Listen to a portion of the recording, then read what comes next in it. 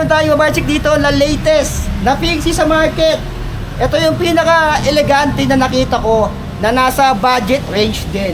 Ito yung bago ng Make. Ito yung Make Vigorelli. Ayan, mukha talaga siyang elegante. So ibabarchik natin yan. Papakita ko sa inyo kung ano yung mga pyesang nilagay dito. Mukha talaga siyang elegante. So like, comment, share, subscribe dito lang yan sa Budget Bus Cavite sa Patio Tirona.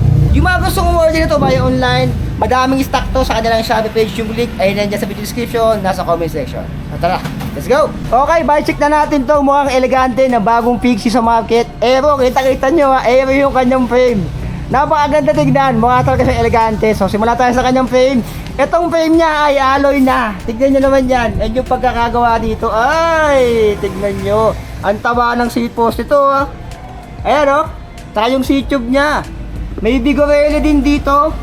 Ito yung kanyang mga decals and may Make dito. Ay, improving si Make. Ang kinis na rin, no? Makinis pa sa mga pagmumukha natin to, yo. Ayan, sa taas, ito lang yung kanyang simpleng design dyan. Yung size na minamarchik natin ay 52. Ayan, 52. Yung kanyang effective top tube, medyo mahaba yan. Siyempre, fix ito. 56 cm. Yung standover height naman ito ay 750 mm. So, medyo mataas yan. Tignan nyo yung seat stay niya dito. Mataas din. Yung kanyang dito tingnan natin. Alloy na pero ito yung bakal na part sa kanya. And 48 tick. And naka-olive chain na rin. Tignan nyo naman yan. Olive chain na. Hindi na kayo magpapalit ng chain nyo. So sa likod tayo. Ito yung tinatawag nilang flip-flop hubs or double-sided hub currently. Ito yung kanyang may dito. May back pedal. Ito naman yung fix. Ayan, currently naka-fix setup siya dito. Ayan. So, flip-flop hubs. Hugutin nyo lang yan kung gusto nyo palitan. Salpak nyo ulit. Ayan, yung Shengfu. Ayan, nagbabalik si Shengfu yung kanyang hubs na flip-flop. Yung spokes naman ito, 32, 4, 8, 12, 16, 20, 24, 28, 32. Double wall alloy yung rim. And yung gulong dito natutuwa ako eh. Yung ginamit nila dito ay CST Recourse. Ayan o. CST Recourse na yung ginamit. Okay na rin yan. 700 by 25C. Ayan yung 25C. Pwede kayong maglagay ng brake dito. Ayan o. So para mas safe, maglagay kayo ng brake kung beginner kayo. Ayan yung sa likod niya. Yung upuan, wala rin siyang branding. Ito yung bakal na part sa kanya. So yung port nito ay bakal and Columbus. May nakalagay na Columbus dito. Yung gulong sa unahan, wheel set, Shengfu din to. 32 holes, parehas lang din naman yan. And naka-press na ba CST Recourse. Ito naman alloy na alloy. Parang medyo mahaba lang di 42, 40 mm lang yung haba nito. Mukha siyang elegante talaga tignan eh. Oh. Ayan. So kung gusto niyo kakaiba nga Pixie, eto si Make Vigorelli ang piliin nyo. Tignan nyo naman yan. So kunin natin timbang nito bago natin nga kunin yung presyo nito. Ayan. So tara, let's go. Okay, kunin natin yung timbang ni Make Vigorelli. 3, 2, 1. Isang angat lang.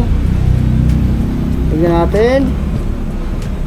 12 kg si Make Vigorelli. Ay di 11 pala. 11 kg si Make Vigorelli. So ganyan timbang. Siyempre fix ito. Wala naman itong FDRD tsaka disc brake.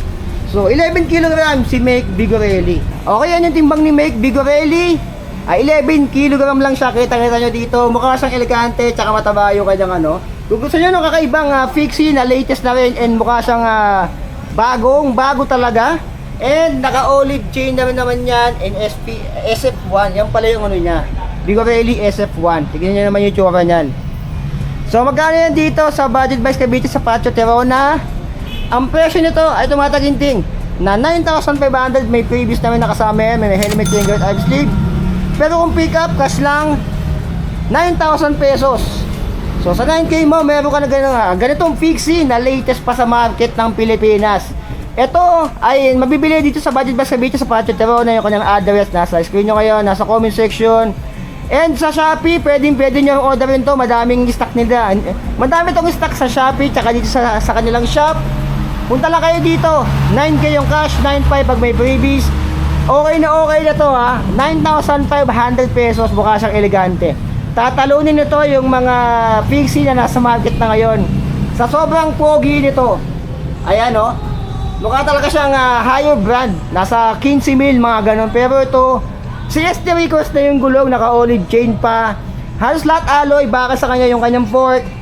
Size 48, 52, 55 yung kanyang top tube, effective.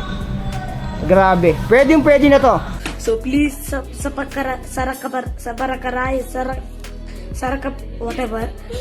Please I want to reach 1 million likes. So please sarapakarai.